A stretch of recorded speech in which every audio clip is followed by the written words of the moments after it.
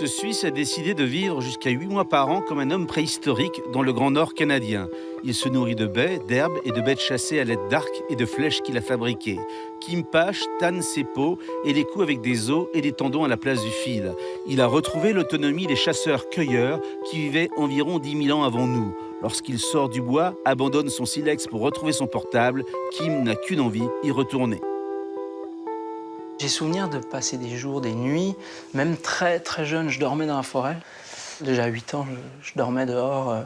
Je me rappelle qu'enfant, j'aurais voulu savoir quelles plantes se mangeaient, puis qu'on pouvait pas vraiment me dire. Est-ce que vous étiez déjà fasciné par l'instinct des animaux? Mais moi, je traquais les chevreuils, les sangliers, je passais du temps à m'imaginer chasser. Et puis en fait, quand j'arrivais à une distance qui me semblait être celle de l'arc, parce que dans mon imaginaire, il y avait les Amérindiens déjà à l'époque, j'imaginais ça, je me disais, ah bah là, je suis à une distance où j'aurais pu tirer l'animal. À 20 ans, votre maison brûle Ouais, c'est vrai, elle brûle. et vous perdez tout. C'était un ground zero, c'était le recommencement. Je pouvais tout reprendre à partir de là, tout était possible puisque j'avais plus rien, donc plus d'attache matérielle. Et donc vous êtes parti dans la forêt, dans la grande forêt de l'Ouest canadien. Pourquoi au Canada? Parce qu'il y a encore des zones qui sont incroyablement vastes et intactes.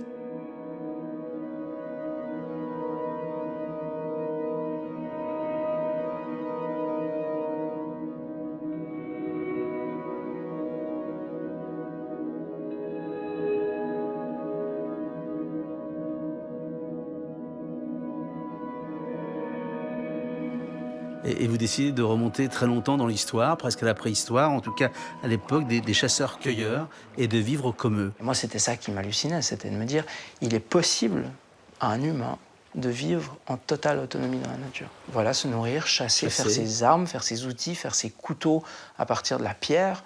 Donc vraiment, utiliser mes mains et ce qu'il y a autour de moi. Avant même de pouvoir faire du feu, il faut pouvoir faire les outils pour faire le feu.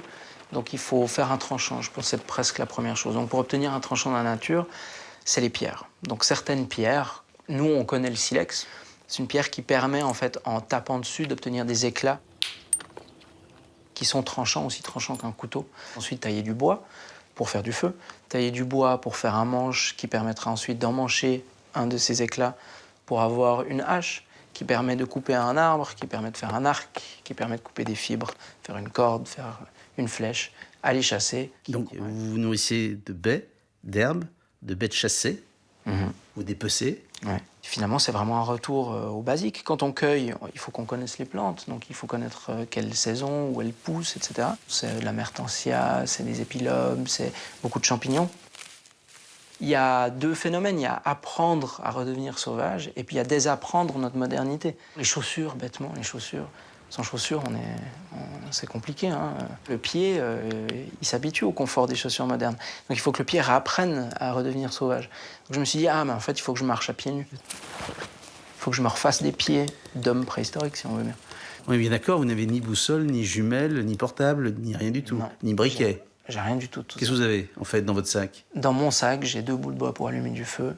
J'ai une herminette qui est l'équivalent d'une hache en pierre polie. J'ai quelques fourrures avec moi. J'ai des éclats de silex. J'ai des os. C'est à peu près tout. J'ai vraiment essayé de réhabituer mon corps à vivre dans la nature. Comment est-ce qu'on peut dormir dans la nature en ayant un peu froid, mais on peut quand même dormir? J'ai dû redécouvrir ça.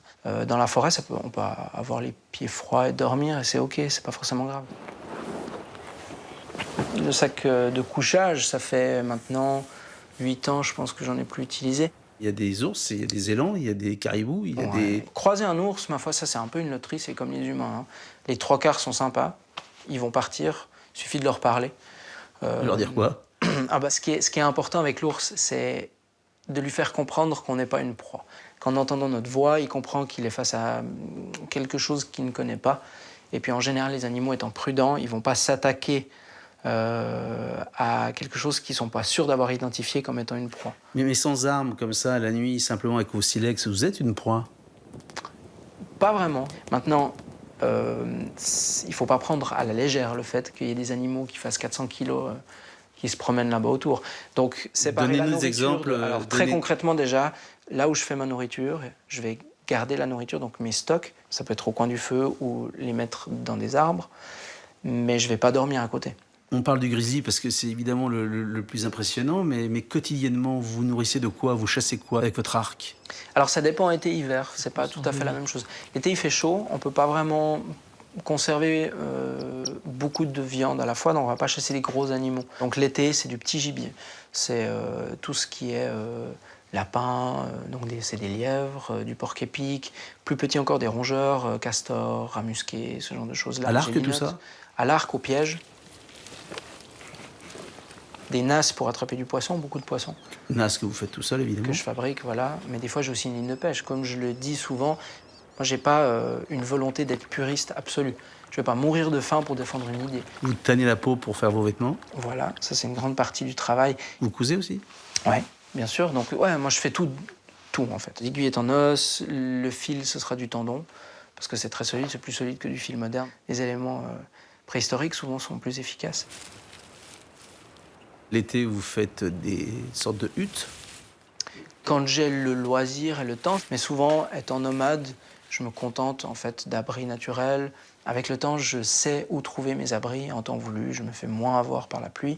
Et puis, si je suis mouillé, c'est pas si grave que ça aussi. Qu'est-ce que vous faites le soir dans votre hutte, dans votre tanière ou... Je vais être levé avant le lever du soleil pour être finalement en train d'utiliser ce moment de l'aube pour chasser, par exemple, ce qui fait que je me couche assez volontiers avec le soleil. Et qu'est-ce que l'homme préhistorique que vous essayez de retrouver, c'est que l'homme moderne ne sait plus? J'ai faim, je dois tuer un animal pour me nourrir. Quand on a le luxe du salaire et qu'on achète de la nourriture qui est dans des magasins, on aurait tendance vite à oublier d'où ça vient et puis quel impact réel ça a. Est-ce que je suis prêt à ça pour me nourrir de viande? Vous vivez cette vie préhistorique combien de mois par an? Le plus que j'ai fait, je pense, c'est en une année, c'est 8 mois sur l'année.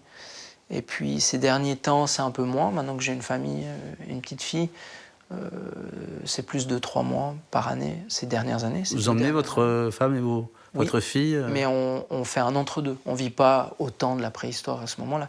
Mais on vit dans la nature avec une petite cabane, avec des moyens très rudimentaires. Et rien du confort, de la modernité ne vous manque lorsque vous êtes seul avec votre silex et mais bien votre peau? sûr que ça peut manquer. Ça m'est arrivé plein de fois d'être en plein été avec une nuée de moustiques autour de moi, à essayer d'attraper un poisson qui ne vient pas. Et puis me dire, mais je pourrais être sur une plage en Espagne, en train de siroter, et puis me la couler douce. Évidemment qu'il y a ça.